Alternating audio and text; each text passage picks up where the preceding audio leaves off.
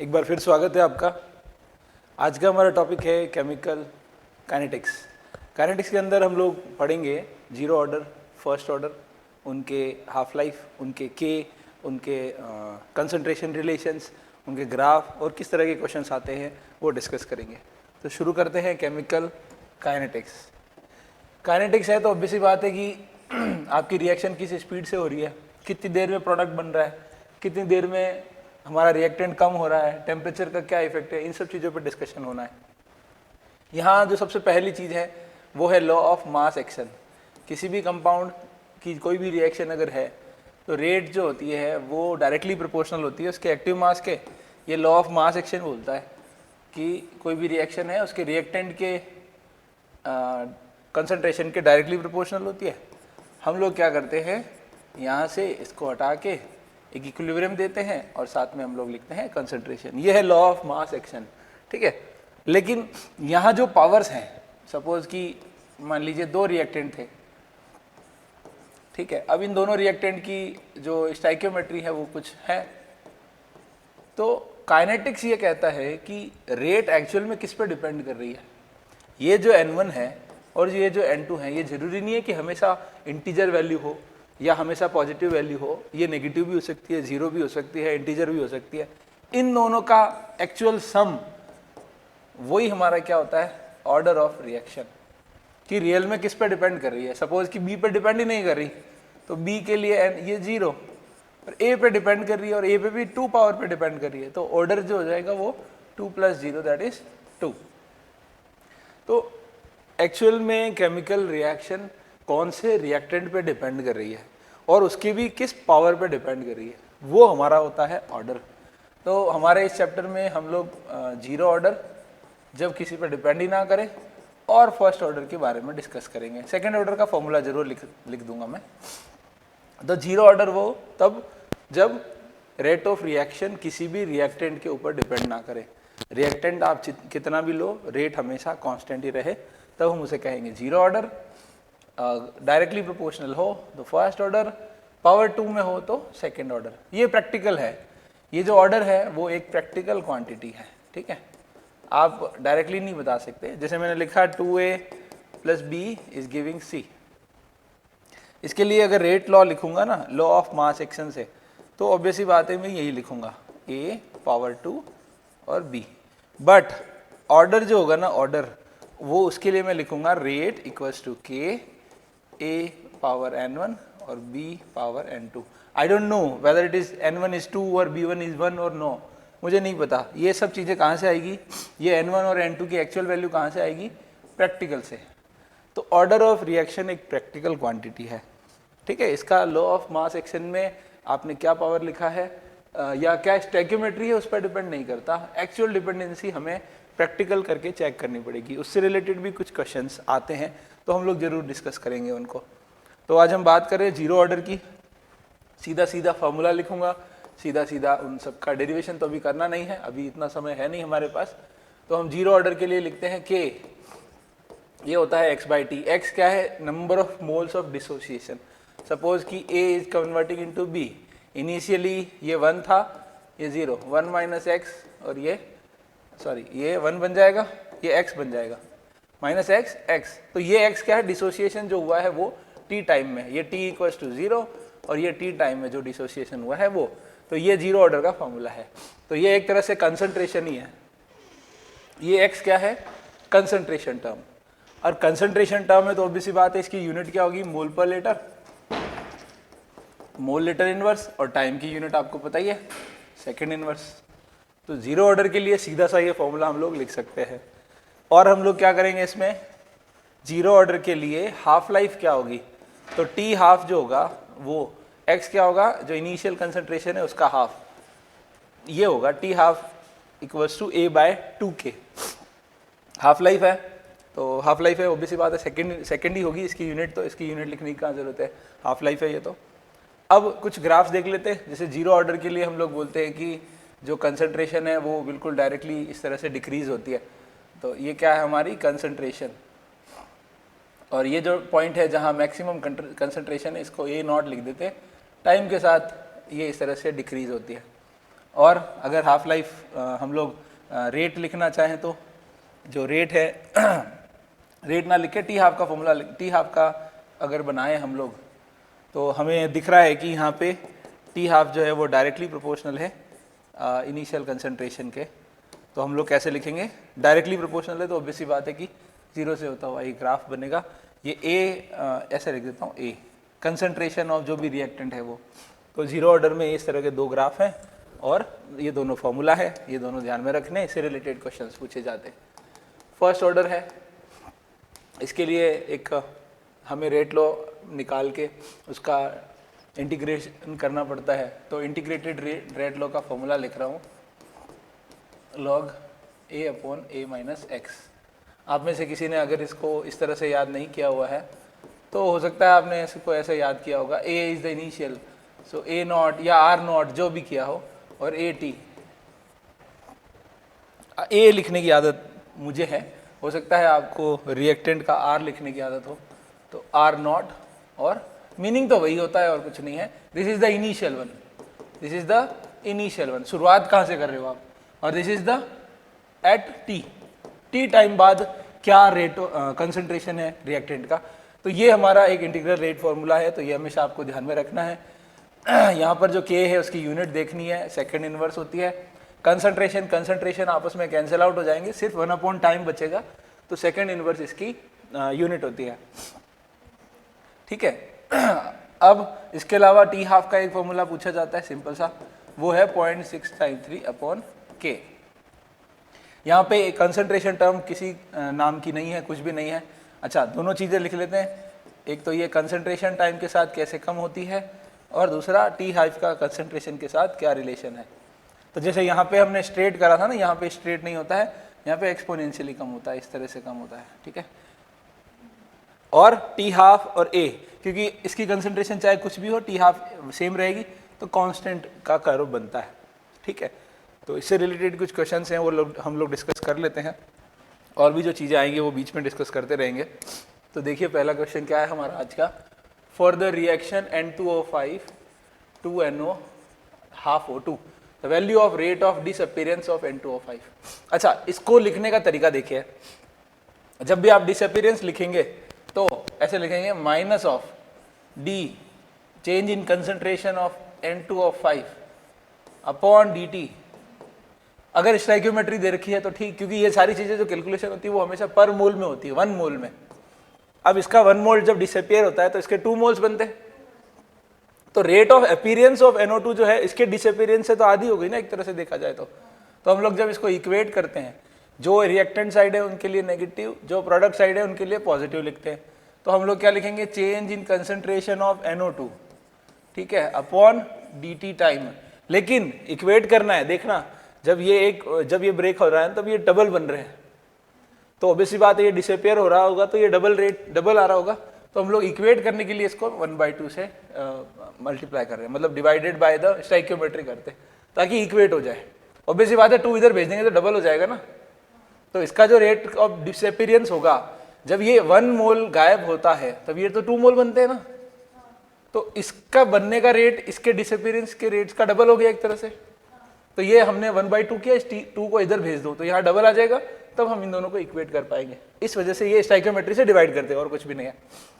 अब यहाँ हाफ है तो ऑब्वियसली बात है कि हाँ, हम फिर से प्लस लिखेंगे DO2 अपॉन dt, और 1 अपॉन हमारा को स्टाइक्योमेट्री लिखनी है। अब स्टाइक्योमेट्री 1/2 है तो 2 फिर से ऊपर जा रहा है। ठीक है, 1 अपॉन 1/2 लिख रहा हूं मैं, है ना। मैं फिर से बोल देता हूं, this is positive of 1 upon 1/2, तो 1/2 मतलब 2 ऊपर हो गया।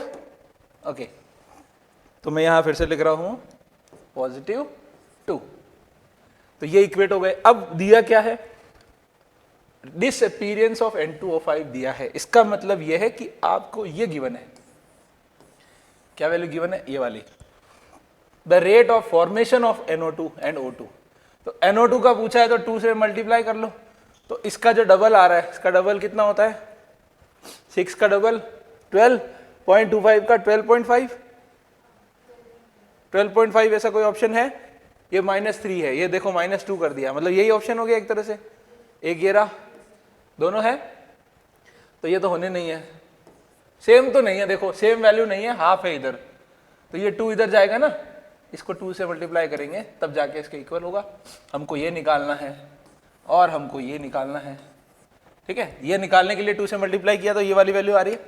अब ऑक्सीजन के लिए क्या करोगे, इस वाली वैल्यू को 2 से डिवाइड करेंगे तो इसका हाफ 3.125, तो ये वाली वैल्यू नहीं है, ये नहीं है ना, तो ये तो पहले हट गए थे, ये भी हट गया। अब आंसर क्या है, बी। बिल्कुल सिंपल क्वेश्चन है, ठीक है। एक दो और देख लेते हैं इसी तरह के जो रिलेट करने वाले हैं सिंपल से। In the reaction BrO minus plus, ये क्लियर दिख रहा है आपको, 5 Br माइनस प्लस, ये क्या है, इक्वेशन है यहाँ पे, okay, 3 Br plus 3 H2O। The rate of appearance of the bromine, appearance of the bromine ये रहा, तो कैसे लिखेंगे, डी कंसंट्रेशन ऑफ Br2 है ना, ये Br2 है, ठीक है, हाँ, अपॉन dt। इसका स्टाइकियोमेट्री दे रखा है देखो, तो इसका 1/3, ये प्लस का, क्योंकि ये प्रोडक्ट साइड में है, ये किसके इक्वल होगा, is related to the disappearance of the bromide ion as. अब ब्रोमाइड का पूछा है, ये ब्रोमाइड आयन है ना, कंफ्यूज तो नहीं होते हो ना, ये ऑक्साइड है साथ में, ये ब्रोमाइड है Br माइनस, तो क्या लिखेंगे स्टाइकियोमेट्री इसकी, minus of 1/5 change in the concentration of bromide ion with respect to time, यही तो लिखना है। ऐसा कोई ऑप्शन देख लो, अगर दिख रहा है तो, नहीं दिख रहा होगा तो 5/3 दिख रहा होगा या 3/5 दिख रहा होगा, और क्या। तो Br2 अगर लिखेंगे तो 3/5 होना चाहिए, Br2 अगर लिखेंगे तो 3/5 होना चाहिए, ये तो गलत है, ये भी गड़बड़ हो गया।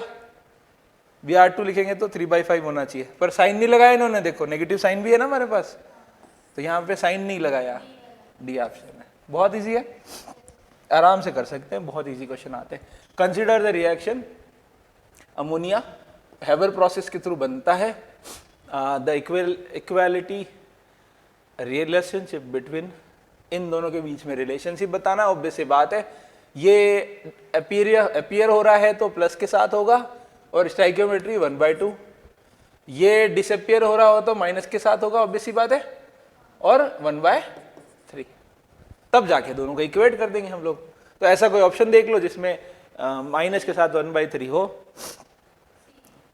हाँ बिल्कुल कर सकते हैं हम लोग। देखो यहाँ पे अगर इधर सिंबल नहीं लिखा है, 2 इधर आना, 2/3 होना चाहिए था, है ना। फर्स्ट ऑप्शन में तो इन्होंने स्टाइकियोमेट्री का ख्याल ही नहीं रखा, तो हम भी इनका ख्याल नहीं रख रहे, ओके। ये माइनस के साथ 2/3 है, 2 ऊपर जाना ही है, ऑब्वियस बात है, हो ही गया, और क्या, ये तो उल्टा लिखा है ना, बहुत इजी है।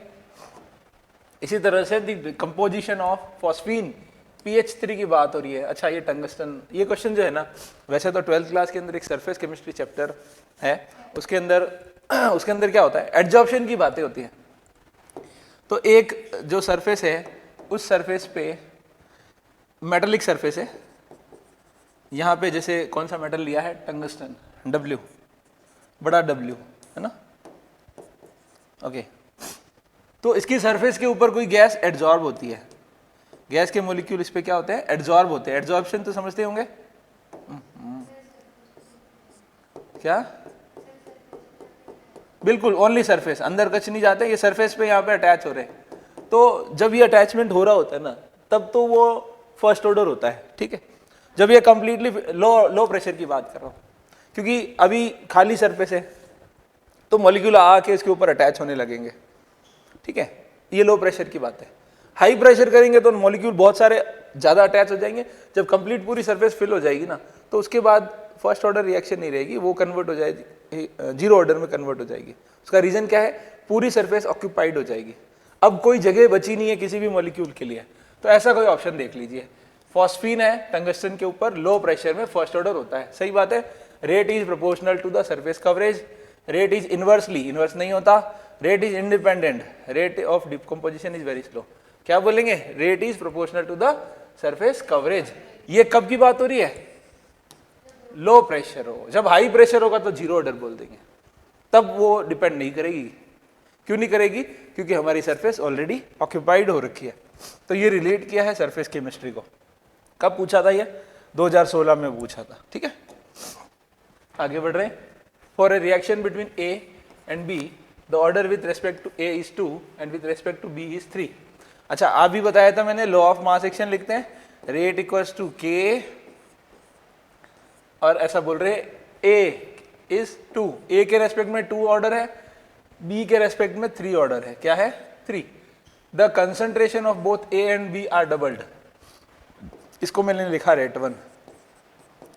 रेट 2 क्या बोल रहे हैं? कंसंट्रेशन आर डबल्ड, दोनों का। ये लो भैया डबल, ये लो भैया डबल। तो इसको जब आप सॉल्व करोगे तो 2 पावर 2 4 ए, हाँ जी, और इसका 8b, यस और नो?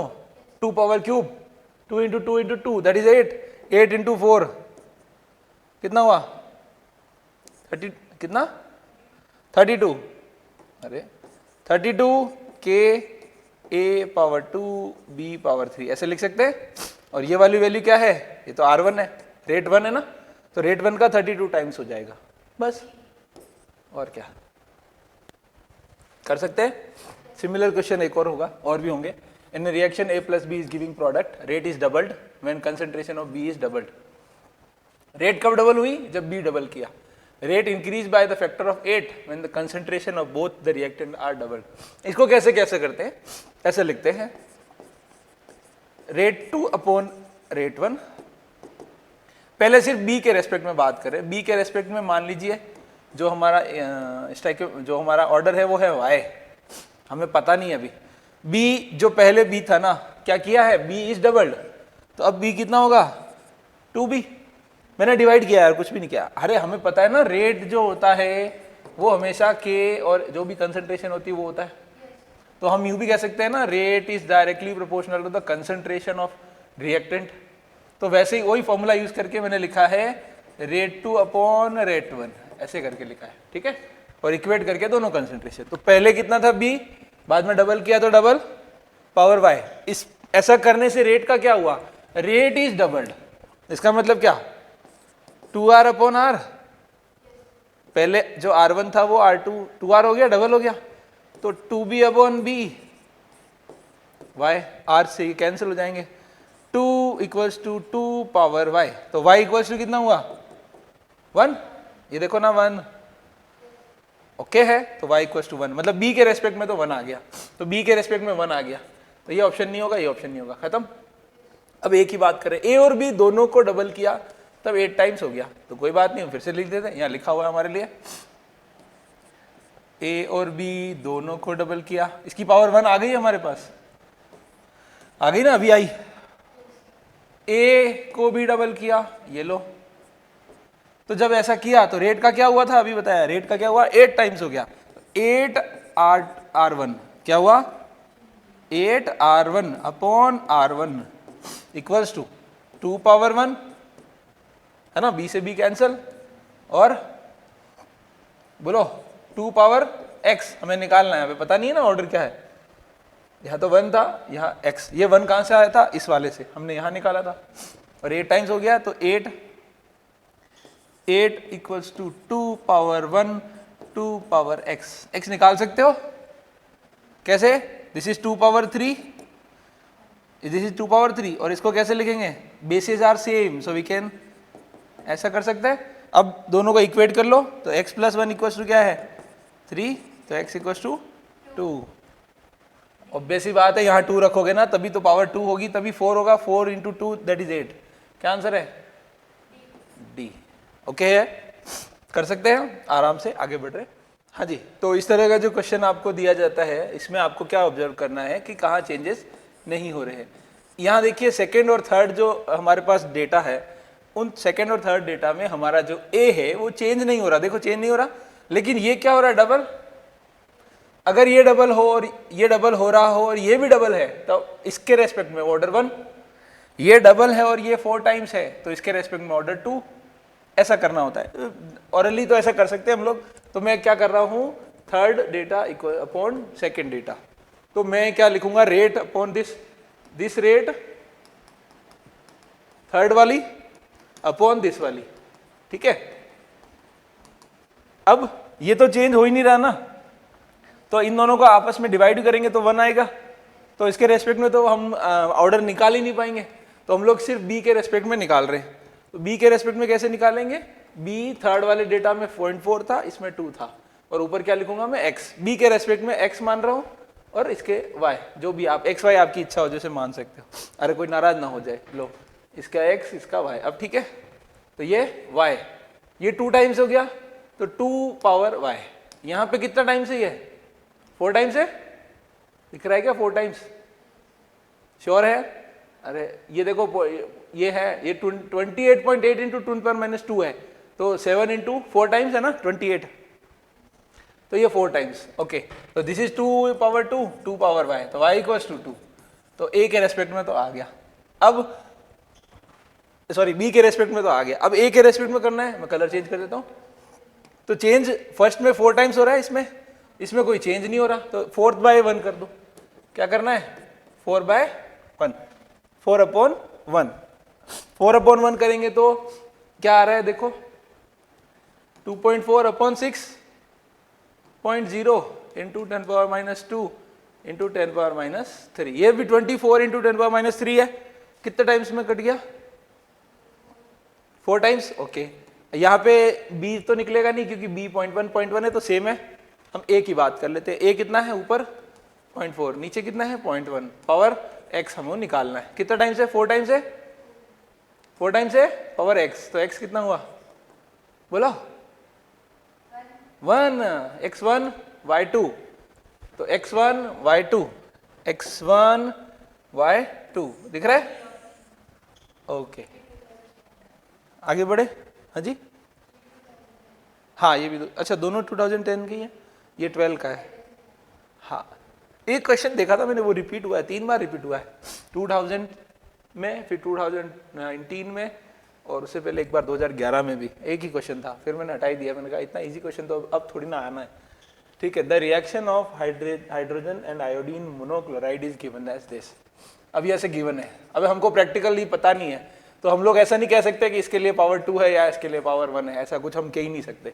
स्टाइकियोमेट्री जरूर है, हम लोग रेट लो लिखेंगे ना, तो रेट इक्वल्स टू के, क्या लिखेंगे, H2 और ICl की power 2, but this is not the order, this is not the order. Practically हमको देखना पड़ेगा कि कितने पे डिपेंड कर रहा है।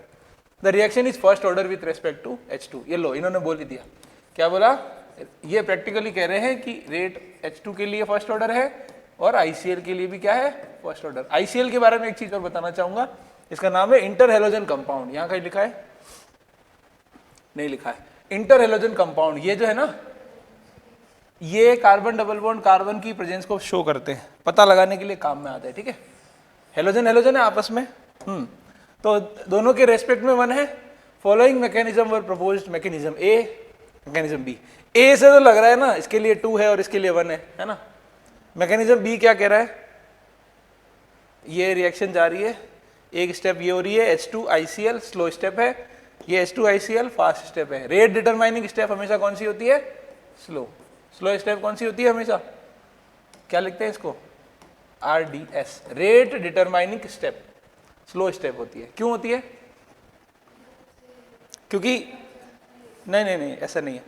जैसे मान लीजिए इस रूम में जो जितने भी बच्चे हैं उन सबको मैं बोलूं कि नीचे जाना है, नीचे वाले फ्लोर पे, तो कुछ तो बहुत फास्ट चले गए और 1-2 बच्चे थे जो सबसे धीरे धीरे जा रहे थे लास्ट में, तो सिर्फ सारे वहाँ पहुँच गए हैं ना। तो मैं टाइम नोट कर रहा हूँ, जब पहला बच्चा जाना लगा और फिर सारे पहुँच गए, तो किससे डिसाइड हुआ कि टोटल टाइम कितना लगा पूरी क्लास को जाने में, जो सबसे लास्ट में जाएगा उसी को, जो स्लो जाएगा वो, तो स्लो से डिसाइड करना है। रेट डिटरमाइनिंग स्टेप में से कौन सी होती है, स्लो। स्लो स्टेप में देखो इसका पावर 1 है, इसका पावर 1 है, तो mechanism 2 is good, mechanism 2 is good, तो B only. A and B both no, क्योंकि इससे तो पावर 2 लग रहा है और ए ओनली हो ही नहीं सकता, जहां ए वो नहीं हो सकता, दोनों नहीं हो, ऐसा नहीं हो सकता। इस मैकेनिज्म में हमको साफ दिख रहा है, मैकेनिज्म 2 में हमको क्लियर दिख रहा है, क्या दिख रहा है, क्लियर, कि स्लो स्टेप जो रेट डिटरमाइनिंग स्टेप है उसमें H2 का पावर भी 1 है, ICl का पावर भी 1 है, दोनों का स्टोइकियोमेट्री 1 है, वही हमको गिवन है, first order with respect to both, तो only B is the answer. Clear है, ये प्रैक्टिकल क्वांटिटी है, order of value is practical quantity, integer value होना जरूरी नहीं है, फ्रैक्शनल भी हो सकती है, नेगेटिव भी हो सकती है और जीरो भी हो सकती है। For the reaction the rate constant, rate and rate constant are, then concentration of N2O5। अरे ये तो बहुत ज्यादा आसान पूछ गया। रेट इक्वल्स टू क्या होता है बोलो, K, और कंसंट्रेशन ऑफ रिएक्टेंट यही होता है ना। अब इसकी पावर क्या लगाओगे, ये है इंपॉर्टेंट। अगर पावर 2 लगा दी तो सब गड़बड़ हो जाना है। क्यों गड़बड़ हो जाना है, आपको जब भी ऐसा क्वेश्चन आए, पूछा गया है कंसंट्रेशन ऑफ दिस, ये भी गिवन है और ये भी गिवन है, चुपके से इसका यूनिट देख लो। क्या देखो, यूनिट। किसी को नहीं बताना है कि हम यूनिट देख रहे हैं, यूनिट देख लेना। यूनिट अगर सेकेंड इनवर्स है तो मतलब ऑर्डर क्या है, 1। यूनिट अगर मोल पर लीटर इनवर्स और सेकेंड इनवर्स है तो ऑर्डर क्या है, 0। क्या ऑर्डर है, 0। ठीक है, तो यहां पे देखो चुपके से इसका यूनिट क्या है, सेकेंड इनवर्स। इसका मतलब इसकी पावर क्या लिख दूं चुपके से, 1। ओके, इतना सा काम बाकी, और कुछ भी नहीं करना है। अब क्या करोगे, अब ये निकालना है और क्या, तो N2O5 जिसकी पावर 1 है, क्या होगा, rate upon K, rate and given, rate and rate constant both are given. Rate is 1.02 into 10 power minus 4 and rate constant is 3.4 into 10 power minus 5।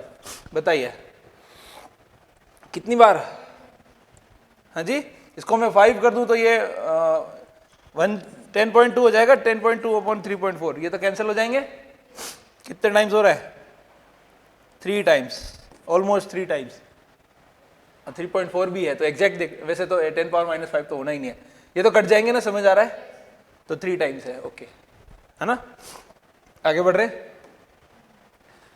The rate constant for a reaction, first order reaction is this, second inverse, ध्यान रहे, time required to reduce 2 gram of reactant to 0.2 gram. अब देखो पता ही नहीं चलता है, question में सबसे पहली चीज तो पूछा क्या है, क्या है, टाइम पूछा है। सेकेंड इनवर्स है, सेकेंड इनवर्स मतलब कौन सा order, first order. First order का फॉर्मूला 2.303 अपॉन टी लॉग ए अपॉन ए माइनस एक्स, ये इनिशियल या फाइनल, ठीक है। ओके, के गिवन है 4.606। अच्छे लोग हैं ये, बहुत अच्छे लोग हैं पेपर बनाने वाले। देखो ना, दिख रहा है 2.303 से ये 2 टाइम्स है ना। हाँ, ये जानबूझ के ऐसा करते हैं ताकि हम लोग खुश रहे।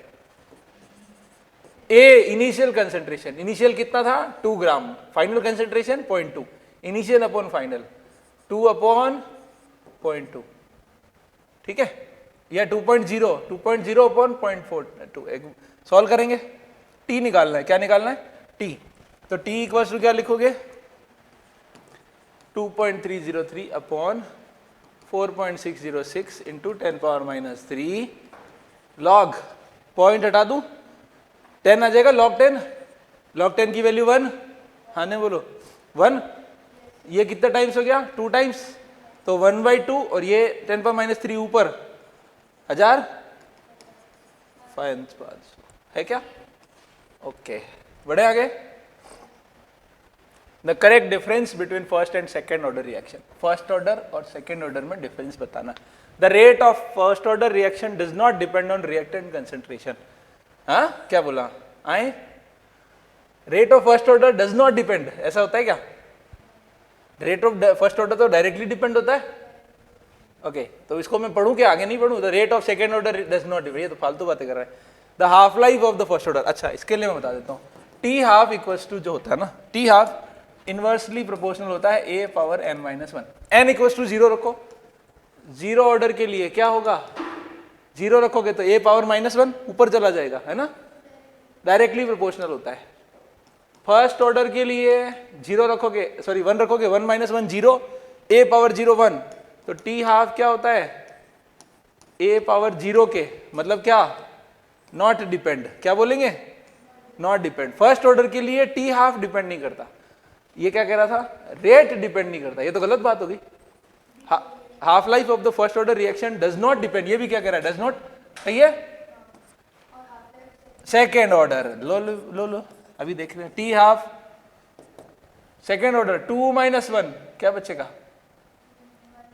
2 - 1 1, मतलब a 1/a, तो इनवर्स हो गया, तो डिपेंड तो करता है, ये डायरेक्टली, ये तो डिपेंड नहीं करता, बट ये डिपेंड करता है या नहीं करता, करता है, इनवर्स है।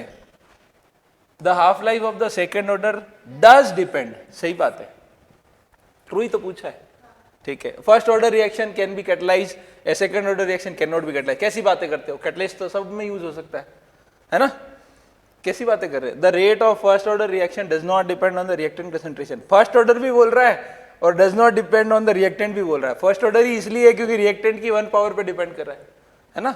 The rate of second order does not depend, ये भी डज नॉट बोल रहा है, गलत बात है। आंसर आ गया अपने पास वैसे भी, ओके है। हाँ, the rate of first order reaction is this 10 second, ये है 20 second. The initiation, okay, the half life period, okay. तो फर्स्ट ऑर्डर है तो के लिखूं मैं।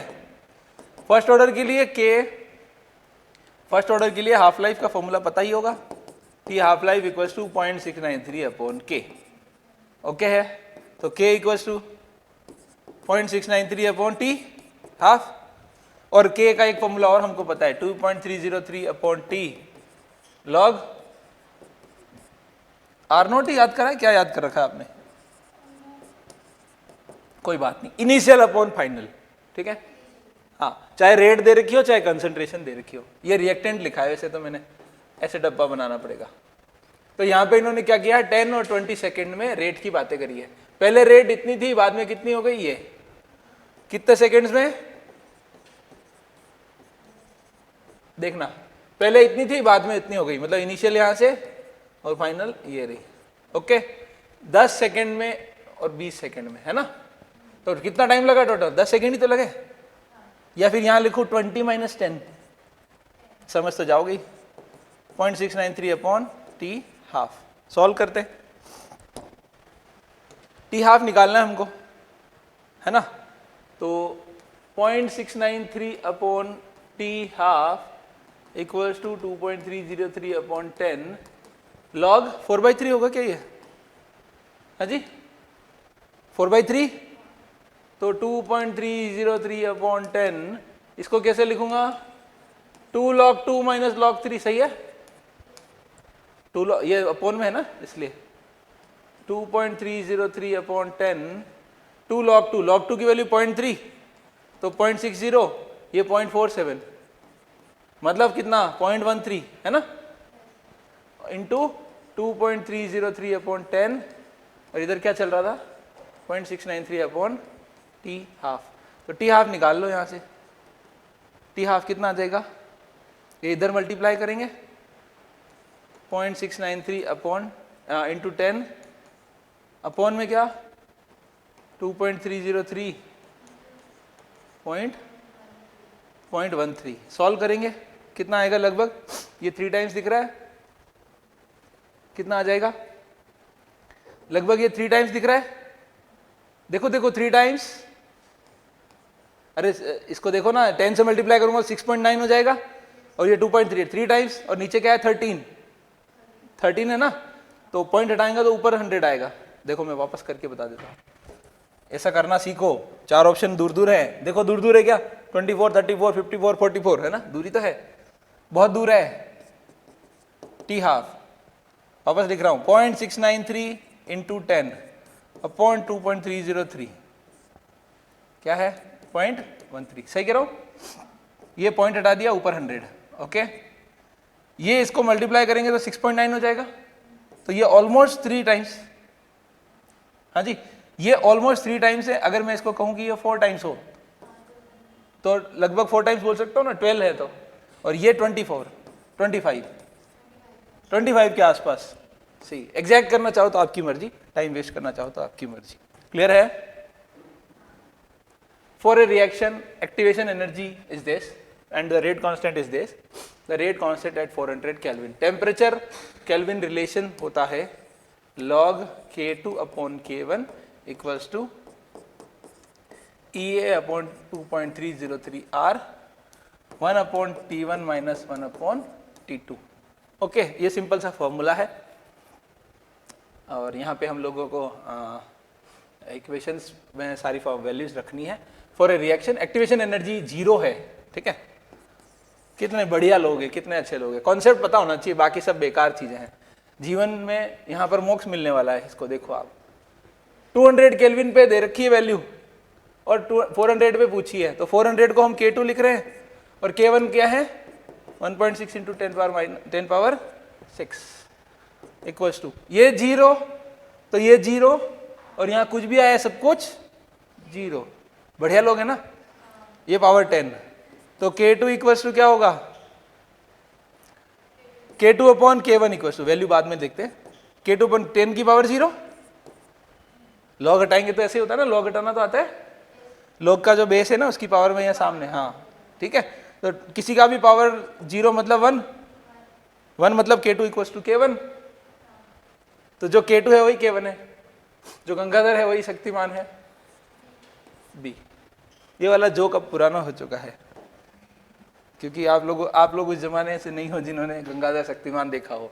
What is the activation energy for a reaction is it's rate doubles when the temperature is rate for 20%।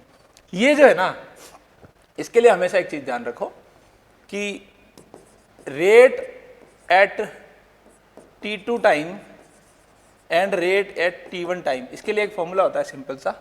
यहाँ पे हम लोग लिखते हैं इंटीजर वैल्यू जो दे रखी हो, what is the activation energy of reaction if it's rate is double, double मतलब 2 लिखना है, इसका पावर लिखते हैं del T अपॉन T। ये एक सिंपल सा फॉर्मूला है, ये हम लोग टेम्परेचर डिपेंडेंसी की बातें कर रहे हैं और कुछ भी नहीं है। या फिर आप चाहो तो वैसे भी कर सकते हो कि हर बार जब 10 डिग्री बनाते हैं ना तो डबल हो जाता है, ठीक है। अब 20 से इन्होंने क्या कर दिया है, मैं सही लिख रहा हूँ, एक्टिवेशन एनर्जी पूछी है। अच्छा ये फॉर्मूला और अलग है, रुको मैं तो कहीं और ही पहुंच गया, सिंपल सा पूछ रहे हैं क्या है, 20 से 35 भी तो किया है, मेरे को लगा बहुत ज्यादा बढ़ाया होगा तो डायरेक्ट फॉर्मूला यूज करते हैं, पर हाँ कोई दिक्कत नहीं है। यहाँ से हम लोग क्या करेंगे लॉग, अच्छा क्या बोला है रेट इज डबल। अब यहाँ K2 अपॉन K1 जो हमने लिखा था ना, याद है अभी जस्ट पिछले वाले में, तो आप चाहो तो रेट 2 अपॉन रेट 1 भी लिख सकते हो, कोई दिक्कत नहीं है ना। ओके, और पूछा क्या है EA upon 2.303 R 1 upon T2 minus, sorry direct लिख दूं क्या, T1 T, हाँ ऊपर उल्टा लिखना था, T2 minus T1 upon T1 T2। Rate कितना डबल, तो log 2, क्योंकि R और ऊपर 2R, तो R से R कैंसिल log 2। EA हमको पूछा है 2.303 R, R दे देंगे वो अच्छे लोग हैं, हाँ 8.314।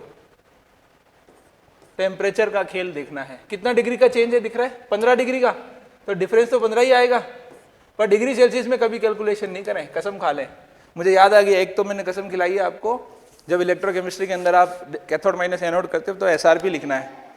दूसरा एक और बताया था, जब भी pH निकालोगे तब नॉर्मेलिटी यूज करोगे, ठीक है। नॉर्मेलिटी यूज करना नहीं आता तो मोलरिटी देखोगे H2SO4 जैसा कुछ देखोगे तो 2 से मल्टीप्लाई करोगे, वही नॉर्मेलिटी में कन्वर्ट हो गया। तीसरी बार वापस बोल रहा हूं मैं, टेम्परेचर डिग्री सेल्सियस में नहीं लिखेंगे, किस में लिखेंगे, केल्विन में। केल्विन में 20 का क्या लिखोगे, 20 का क्या लिखोगे, 273 से ऐड कर लो ना, 293 इंटू इसका कितना होगा 15 और ऐड कर लो 308, सॉल्व करेंगे log 2 की वैल्यू।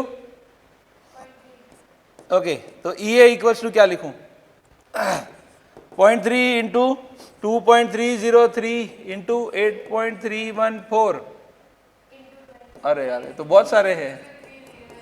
ओ नाइ, जीवन में दुख ही दुख है? ओहो हो, कोई बात नहीं कोई बात नहीं, ये हमारा कोई भी देखो 15 300 है, ये 20, अरे हो गया 20, अब आगे का देखना है। ये 300 है, ये भी मान लो, तो ये कितना हुआ 600, 600 इंटू 3 4800, अरे 600 इंटू 8, हाँ 600, देखना ये 300 इंटू 2 कितना हुआ 600 या 6000, 6000 इंटू 8 48,000 और ये कितना है लगभग, ये इसको अगर 23 को 3 टाइम्स भी करेंगे तो भी कितना आएगा, लगभग 70 के आसपास है ना, तो 7 है ये। ऐसा कोई ऑप्शन देख लो, वापस कर रहे हैं 300 इंटू 20 कितना हुआ 6000 इंटू 8